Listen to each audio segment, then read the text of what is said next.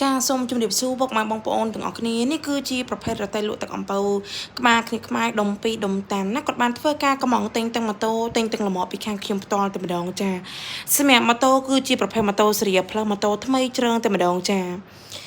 នេះគឺតួលម្អរបស់យើងគឺយើងមាន free បិទរូបភាពឲ្យ3កាច់ខាងលើនិងម្លឹកខាងក្រោម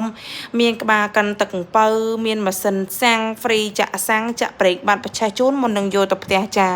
ម៉ាស៊ីនថ្មីកោះកេះតែម្ដងចាផ្នែកខាងលើមានទូកញ្ចក់2ជាន់ទូកម្ពស់65ដាក់អំពៅបាន1ជាន់ដាក់គ្រឿងប៉ង់បាន1ជាន់មានកថុនមានតយោមានស្រាប់សអំពៅជូនគាត់មួយសេតតែម្ដងចា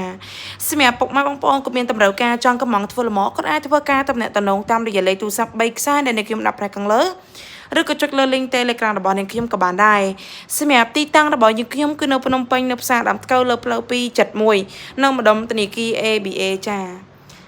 ជាចុងក្រោយនេះខ្ញុំសូមអរគុណពុកម៉ែបងប្អូនទាំងអស់គ្នាដែលបានតាមដានទស្សនាវីដេអូរបស់នាងខ្ញុំចាប់ពីដើមរហូតដល់ចប់ចាសូមអរគុណសូមជម្រាបលាអរគុណច្រើន